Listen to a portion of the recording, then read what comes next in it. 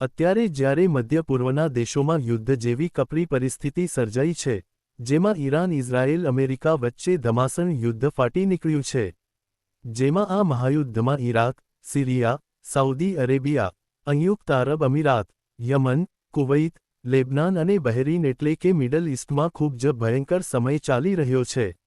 ત્યારે કુવૈતમાં ફસાયેલા આપણા આણંદ અને સમગ્ર ગુજરાતના ભારતીય ભાઈ બહેનોની વારે ફરી એકવાર બીએપીએસ સ્વામિનારાયણ સંસ્થા આવી છે. આ સંસ્થા માત્ર ધાર્મિક જ નહીં, પણ એક આંતરરાષ્ટ્રીય સ્તરની સેવાનું પ્રતીક બની ગઈ છે. ઇતિહાસ સાક્ષી છે કે જ્યારે પણ માનવતા પર સંકટ આવ્યું છે, ત્યારે બીએપીએસના સ્વયંસેવકો અને સંતો સૌથી પહેલા પહોંચ્યા છે.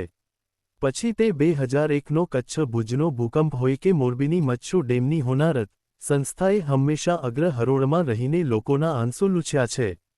ગુજરાતમાં આવતા પૂર હોય કે આદિવાસી વિસ્તારોમાં ચાલતા સેવા કાર્યો અને ફરતા દવાખાના, માનવ ઉત્કર્ષ માટે સંસ્થાનું યોગદાન અમૂલ્ય છે. માત્ર ભારત જ નહીં, પણ લંડન, કેનેડા, અમેરિકા અને યુરોપ જેવા દેશોમાં પણ ગરીબોને ખાદ્ય સામગ્રી અને જીવનજરૂરી વસ્તુઓ પહોંચાડવામાં બીએપીએસ સંસ્થા હંમેશા કાર્યરત રહે છે. આપણને યાદ છે કે રશિયા યુક્રેન યુદ્ધ વખતે જ્યારે ભારતીય વિદ્યાર્થીઓ ફસાયા હતા, ત્યારે પોલેન્ડ અને અન્ય બોર્ડર પર આ સંસ્થાએ ગરમાગરમ ભોજન અને આશ્રય આપીને હજારો વિદ્યાર્થીઓને સુરક્ષિત ઘર સુધી પહોંચાડવામાં મદદ કરી હતી. અત્યારે પણ કુવૈતમાં ફસાયેલા આપણા નાગરિકોને ભોજન અને રહેવાની વ્યવસ્થા પૂરી પાડીને સંસ્થાએ વસુધૈવ કુટુંબકમની ભાવના સાર્થક કરી છે. આ સાથે જ સાંસદ મિતેશભાઈ પટેલે પણ હેલ્પલાઇન જાહેર કરી સરકાર સાથે સંકલન સાધી લોકોને પરત લાવવા જે પ્રયાસો કર્યા છે તે આવકારદાયક છે.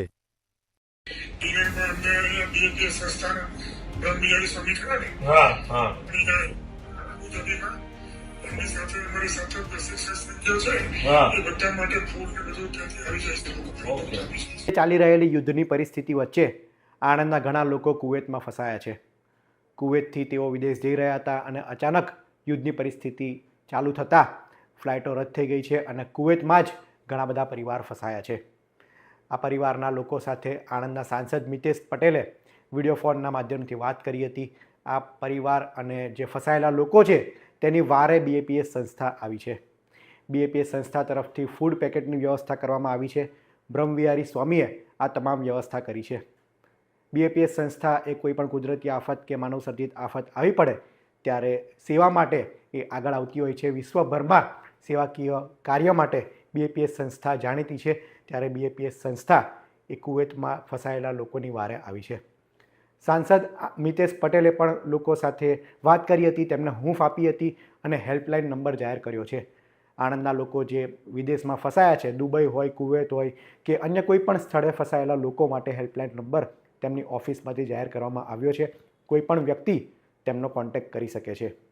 આ ઉપરાંત સાંસદ મિતેશ પટેલે એમ પણ કહ્યું કે ભારત સરકાર એ તમામ લોકોને સુરક્ષિત પાછળ લાવવા માટે કટિબદ્ધ છે, પરંતુ હાલ જે પરિસ્થિતિ છે તેના કારણે ફ્લાઇટની સેવા બંધ કરવામાં આવી છે. જેવી ફ્લાઇટની સેવા શરૂ થશે ત્યારે તમામ લોકોને મોદી સરકાર સુરક્ષિત પરત લાવશે.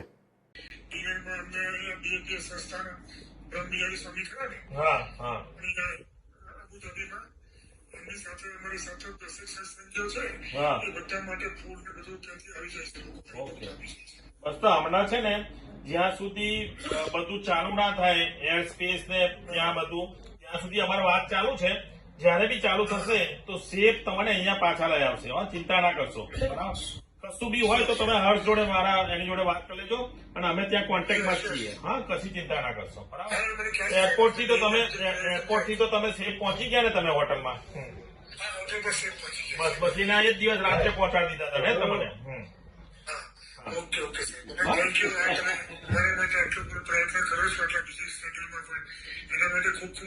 ના, અમારે પહેલી ચિંતા તમારી જ હોય ને, બીજી હોય કે ના હોય તમારી ચિંતા હોય અમારે. હા, ચિંતા ના કરશો. વિશ્વમાં અત્યારે યુદ્ધ ફાટી નીકળ્યું છે અને આણંદ જિલ્લાના ઘણા બધા અમેરિકા જતા હોય કે અમેરિકાથી આણંદ આવતા હોય પ્રવાસીઓ ફસાયેલા છે. ત્યારે એક મેં મારી ઓફિસનો હર્ષ પટેલનો હેલ્પલાઇન નંબર આપેલો છે અને આ હેલ્પલાઇન નંબર ઉપર એમના સગા સંબંધી હોય કે ત્યાં દુબઈ જે કોઈ ફસેલા છે કે કોઈ પણ જગ્યાએ કોઈ પણ મિડલ ઇસ્ટમાં ફસેલા છે, કુવૈત, દુબઈ કે ત્યાં પણ એ લોકો દરેક મારી ઓફિસ અથવા મારો કોન્ટેક્ટ કરે છે. સૌને નમ્ર વિનંતી છે કે આપ જ્યાં છો, જ્યાં પણ છો, હોટલમાં હોવ કે જ્યાં પણ છો, ત્યાં સેફ રહો. આદરણીય પ્રધાનમંત્રી નરેન્દ્રભાઈ મોદી સાહેબની સરકાર છે અને જે રીતે મને પૂરો વિશ્વાસ છે કે આદરણીય પ્રધાનમંત્રી નરેન્દ્રભાઈ મોદી સાહેબ બધાને સેફલી પોતાના દેશમાં, ભારત દેશમાં લાવશે. પરંતુ જ્યારે આ યુદ્ધ થોડું બંધ થાય અને પરમિશન મળે ત્યાં આગળ પ્લેન ઉતારવાની અને એરોડ્રામ ચાલુ થાય ત્યારે સૌને અમે પાછા લાવીશું. પરંતુ આપ અત્યારે જ્યાં છો